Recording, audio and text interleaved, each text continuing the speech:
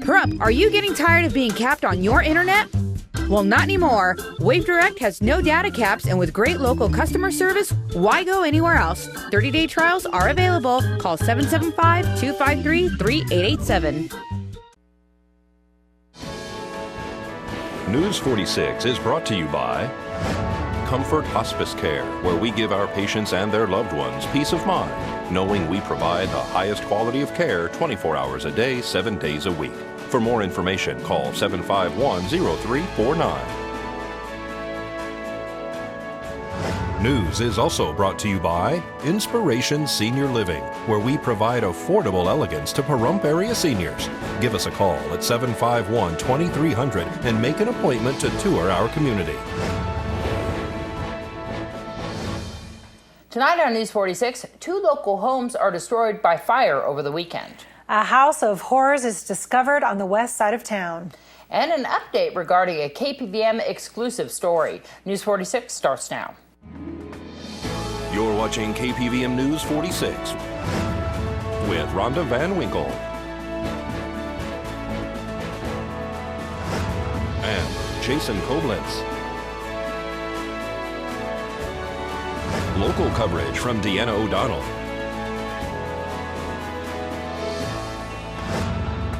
News 46. Local coverage you can count on.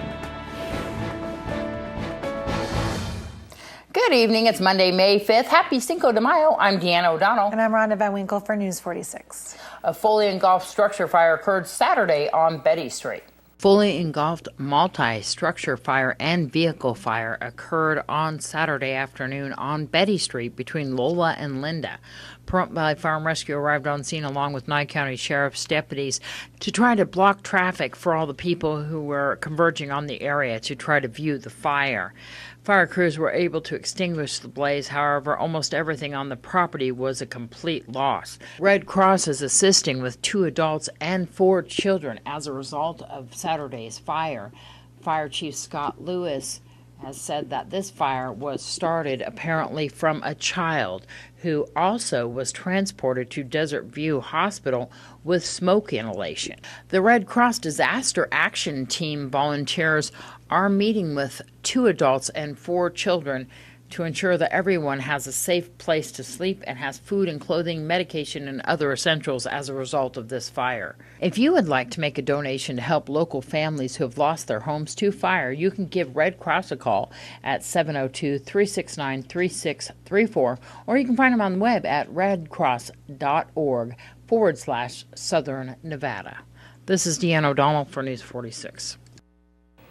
Another home was a complete loss in Comstock Park yesterday afternoon. A structure fire occurred on Sunday afternoon in Comstock Park on Duck Creek Road. Video provided to KPVM by Carol Vokey shows that the structure was completely destroyed by this fire, which is said to have been set by a child. According to witnesses, the mother of the child said that her kid was actually playing with a lighter at the time that the fire occurred, and the fire spread quickly throughout this manufactured dwelling. Pahrump Valley Fire and Rescue arrived on scene with Nye County Sheriff's deputies to the well-involved fire inside the mobile home park. No other extensions were reported as a result of this fire, and fire crews were able to contain it to the dwelling involved. No one was injured as a result of this fire. However, Pahrump Valley Fire and Rescue is investigating the cause. The home appears to be a total loss. This is Deanna O'Donnell for News 46. And a local real estate company reportedly found dozens of live feral cats in January and dozens upon dozens of dead animals throughout the home on Pueblo Street after the owner was evicted for not paying rent late last year. The past renter apparently could not supply him or his wife with food, water, or electricity, or take care of the animals that he kept on his property. The number of them continued to increase. But as you will see, one neighbor who spoke to News 46 gave us the impression that he used some of the animals for food. We're here at a manufactured dwelling off of Pueblo Street, cross of Corbin, which might be the subject of an investigation by the District Attorney's Office. According to Nye County Animal Control Director Vance Payne, in January they were called to this house for 17 dead animals inside the home. We're told that the renter left in late 2013. They were called back last week for this freezer right here where they found additional remains of animals. We're going to speak to Nye County Animal Control Director Vance Payne. In January, we were notified by the property manager that a cleanup crew had found animals dead inside the home when they came in here. There had been a person that had lived here for a good little while. We're still trying to clear all that up of exact dates. But they left sometime the end of 2013, and the cleanup crews came in January. At that time, they found around 17 cats and dogs dead on the inside. It appears like they had been left there, and they died due to a lack of water and food. So the inside had been cleaned out. We had done a follow-up at that time and could not find the previous occupant. So we just collected information and evidence. Yesterday, on May 2nd, we got called by the property manager again. Cleanup crews still on the site. This time behind me is a refrigerator freezer, and when they opened it up, they found bagged animals. They believe it's animals. We have not opened them. As we worked around the property, we found more animals out in the yard. At this point in time, we are going to partner with Clark County Animal Control and Gina Greason of the Nevada Voters for Animals. On Monday morning, animal control officers are going to remove 5 of these carcasses, and they'll be transported to Lead Animal Shelter, where custody will be turned over to Clark County Animal Control, and they will assure that the carcasses are frozen and kept on ice. Gina is making arrangements to get a necropsy done, hopefully on all 5 of the animals. We didn't have the resources to do it, and neither did Clark County, so this partnership is hopefully going to give us a lot of evidence. Again, the individual who used to live here cannot be found. We're positive that he was here on January the 14th of this year, and after that he's fallen off the face of the planet. We have no idea where he's at. Good neighbor I am.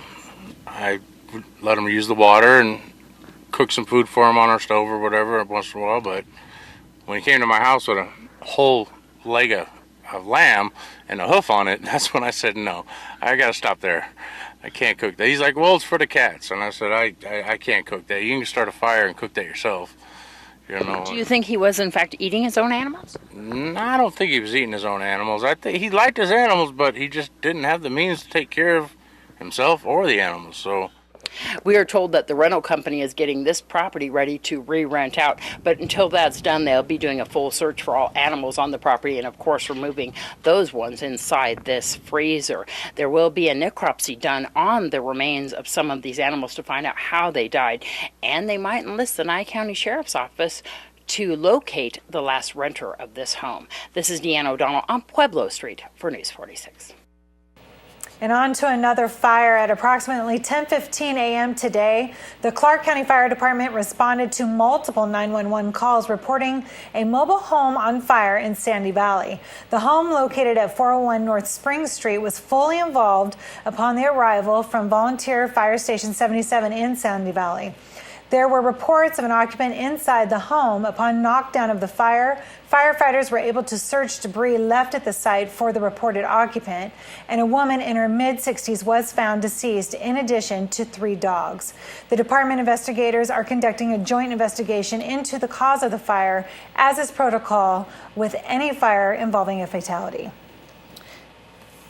And some sad stories and shocking story right there. Awful stories. The animals, they're still looking for that person. I believe that they're going to be sending that case to the district attorney's office and see what happens with that. Mm-hmm. But so sad out there for the fire victims that are here in town. I know that Red Cross is helping. When we come back from this break, we'll have your Desert View Hospital health tip. This portion of the news is brought to you by Albertsons. You're in for something fresh.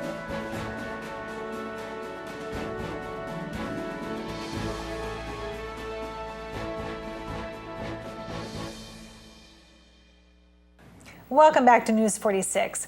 Time is critical after a patient experiences a stroke. If doctors could administer a clot-dissolving drug to an eligible patient within 60 minutes after arriving at the hospital, this can be beneficial to recovery. A new study evaluated an initiative designed to improve treatment times for these stroke patients. This health tip is brought to you by Desert View Hospital and Mountain Valley Physicians Group. Don't put your health on hold. We have time for you. Call us to schedule your appointment. 775-751-7100. Looking at Gloria Schaefer now, it's hard to tell she had a stroke about 4 months ago. How many fingers do you see? 1 or 2? 2. What? I started feeling a sense like of a strobe light in my eyes. I started seeing flashes, very painful actually. Every minute that a blood vessel to the brain is blocked, there can be as many as 2 million brain cells that are dying. Tissue plasminogen activator, or TPA, is a clot-dissolving medication. When given within 60 minutes of arriving at the hospital, it can help dissolve the clot, restore blood flow to the brain, and leave patients with less disability.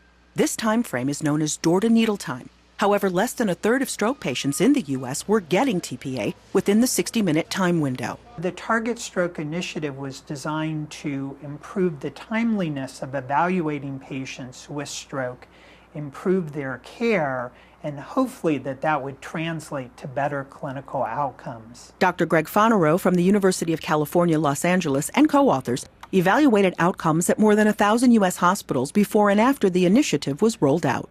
Just prior to the initiative, only 29% of patients had door-to-needle times within 60 minutes. After the initiative was put into place, this had increased to 53.3%. There was a reduction in mortality. More patients were able to be discharged home. More patients were able to walk on their own.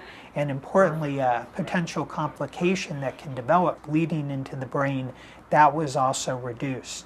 Gloria received TPA within the first 60 minutes, which she says helped her recovery. I did feel better soon after I had the medication. I feel I got a second chance. Catherine Dolph, The JAMA Report. The Target Stroke Initiative was organized by the American Heart Association, American Stroke Association, and launched in January of 2010. Well, the recent arrest of Assistant Sheriff Rick Marshall in volunteer Bengali has some asking what happens next. Here's a summary. As far as the deputies are concerned, they're not out of the woods as of yet. Sheriff DeMeo said that he did question them as to what happened at the scene that night, but he hasn't seen the dash cam video, he said, or Stephen Lee's video as of yet. He said that he put them all back on duty, stating that he was only concerned if they were a threat to the general public, and he determined that they were not. He's asking an independent agency to conduct the investigation and going to take their recommendations as to any disciplinary action if need be. So I have an idea, instead of looking at rumors and reading what was in the newspaper, having an idea what occurred in reference to were there any violations that occurred, and was there any police misconduct at the scene of the incident. I'm not going to the arrest. That's going to be handled in the correct form. DA Brian Kunze basically said it's going to the Attorney General. At the time, I informed Lieutenant Medina that we would not be handling the internal affairs investigation. We'd be handling anything that was time sensitive and anything that had to do with getting me information so I can go to the public, who I am responsible to, the citizens of Nye County, who are my chain of command. District Attorney Brian Kunze said that he has a conflict of interest because he is the attorney for Nye County. So he's decided to forward this case to the Attorney General's office to look into the alleged theft of the signs. As far as the video is concerned, Stephen Lee's video does not provide the actual pullover of the vehicle, so as to the allegations that guns were drawn at the scene and that Assistant Sheriff Rick Marshall was actually resisting arrest initially, we don't know at this point because we haven't been provided the dash cam video from the patrol vehicle. If in fact we are provided with that video, we of course will be showing you that too as well. Sheriff DeMayo said that we can't have that video at this point because he says that it was turned over to the district attorney's office and to the independent agency investigating the possible misconduct of the police officers.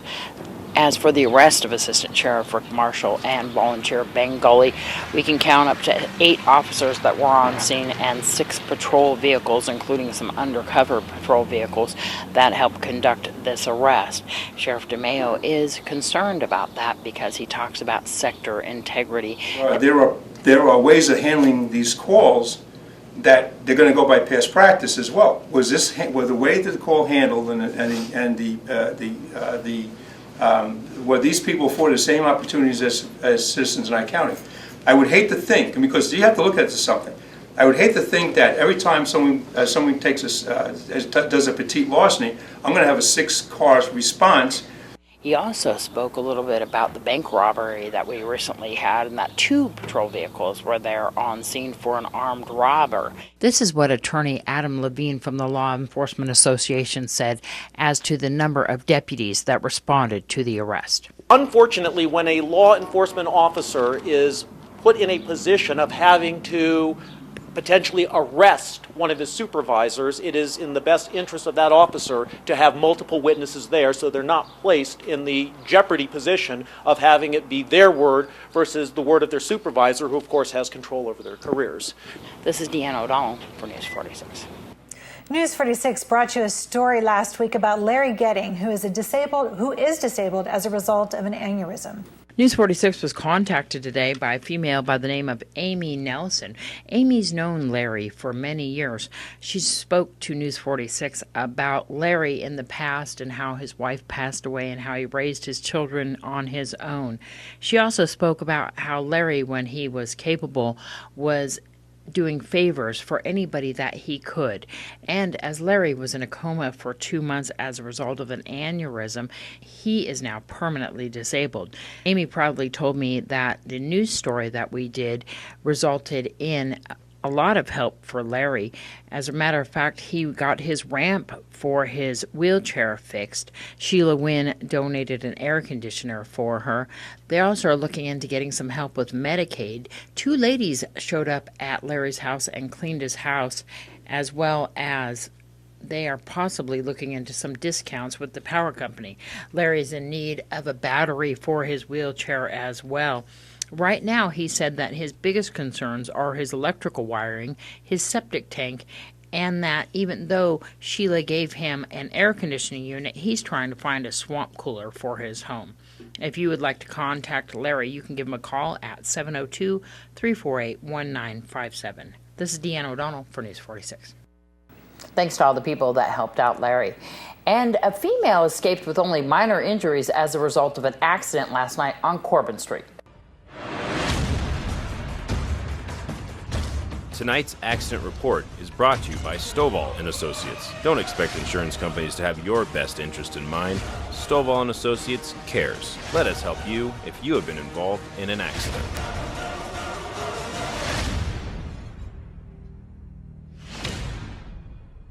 A single vehicle accident occurred last night on Corbin Street near Bella Vista. Nye County Sheriff's deputies and Pahrump Valley Fire and Rescue arrived on scene to find one female that was already outside of the vehicle. She apparently had some injury to her leg but declined to be transported to local medical facilities. According to Nye County Sheriff's deputies, the female lost control of her vehicle, overcorrecting and then overturning after she hit a ditch, traveling northbound on Corbin Street. Nye County Sheriff's deputies are investigating. This is Deanna O'Donnell for News 46. More local news when News 46 returns. Stay tuned. Pahrump Early Learning Academy, our goal is to provide a complete nurturing environment for the growth and development of the whole child, socially, emotionally, physically, and intellectually. Children are natural explorers and need hands-on experiences to help stimulate their own imaginations. We strive to meet the needs of each individual child at their developmental level through planned activities, plus help each child attain a higher level of achievement. Call 751-5335 for more information. Today's news is brought to you in part by Dr. George Leeks, Pahrumps optometrist since 1990, offering full-spectrum eye care for children and adults. Call today, 727-8300. Welcome back again to News 46. The Supreme Court gave limited approval today to public prayer at a New York town's board meetings, citing the country's history of religious acknowledgement in the legislature. Who knows, that may just start setting a precedent. That's right. The 2010 Professional Bull Riders World Champion Renato Nunez captured his second victory of the season, taking the Built Ford Tough Rumble in the Rockies title Sunday with a 90-point ride atop modified Clyde in the championship round. It was his second straight event win. The Professional Bull Riders Built Ford Tough Series travels to Las Vegas this weekend, May 9th and 10th, for the last cowboy standing at the Mandalay Bay Event Center. The top 50 bull riders in the world will compete in the two-day event. This event will air on CBS Sports Network on Friday, May 9th at 8 p.m. Pacific Time. The final round will air Sunday, May 11th at 1 p.m. Tickets can be purchased at Mandalay Bay Event Center or through the PBR online. Thank you, Deanna. Well, let's join Angela Miles with today's First Business Brief. This is the First Business Brief for Monday, May 5th. I'm Angela Miles. The highly anticipated Alibaba IPO could move closer to market this week. Recode reports the filing for the IPO may happen today or tomorrow. The Chinese internet stock could become the world's biggest initial public offering. One report suggests the IPO value could top $20 billion. Alibaba's business model is similar to Amazon's. The stock to watch now is Yahoo, which is trending higher. Yahoo has a 24% stake in Alibaba. A class action lawsuit accuses Google of monopolizing the mobile market and internet search. Google denies the allegations. And despite a surge in hiring, small businesses still face hurdles. A recent survey by Allstate finds more than half of small businesses are looking forward to growth in the year ahead, but only 50% of those plan to add to staff. That's the First Business Brief. I'm Angela Miles. Thanks so much, Angela. Do you hear that wind? I do hear the wind. It is wild out there today. It's supposed to be windy today, windy tomorrow, windy the next day. Oh my or God. They said breezy on Wednesday, I guess. Is that what they're calling breezy it? Around here is windy, if you ask me. And either way, it's bad hair Yes. day. Yes, I know. I wore a scarf today. Oh, really? I did. I kind of felt 50-ish. I'm always thinking that from I the gotta 50s. get my lawn chairs and stack them up and put them to the side and make sure that they're safe, because I'm always worried the windows They'll are go going to get flying. broken. They will. There you In go. Pahrump, they will go flying. Well, Noah's going to tell us all about the breezy weather when we come back from this break.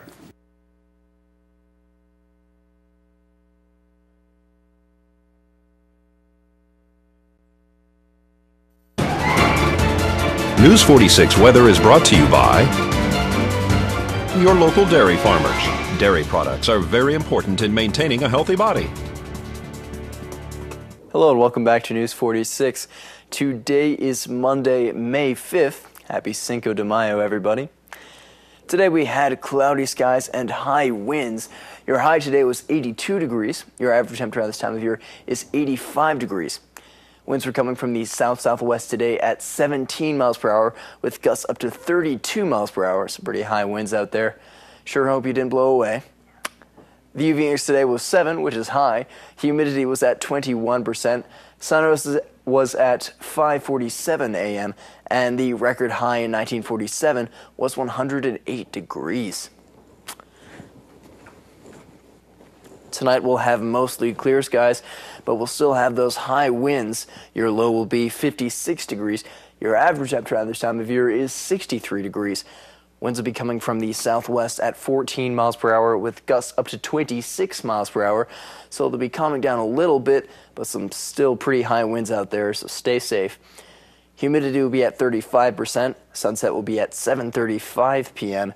and the record low in 1950 was 40 degrees. Tomorrow we'll have partly cloudy skies with a high of 64 degrees and a low of 51 degrees. Winds will be coming from the west-southwest at 8 miles per hour with gusts up to 13 miles per hour.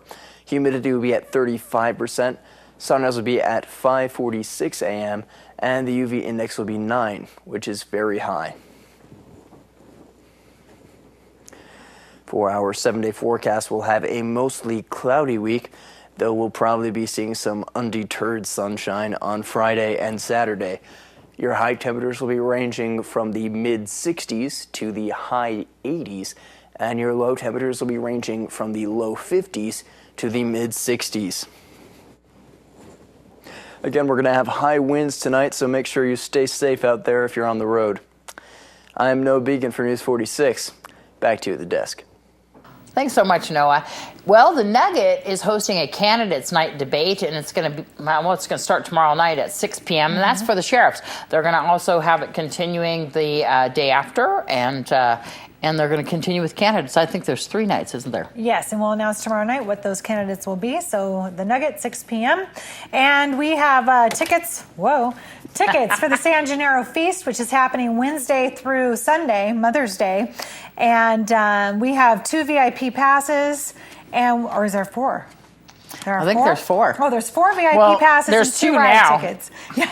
4 VIP passes and 2 ride tickets. So for the 5 p.m. broadcast only, call us at 727-9400, extension 201, and the first caller will win the passes and the ride tickets. And we'll be giving more away this week, too, as well. We will. You can take Mom to go have some Italian food. Oh, it's good food. They have food everywhere. There you go. Well, that's going to do it for this edition of News 46. We'll see you back here tomorrow night. I'm Deanna O'Donnell. I'm Rhonda Van Winkle. Good night. Good night.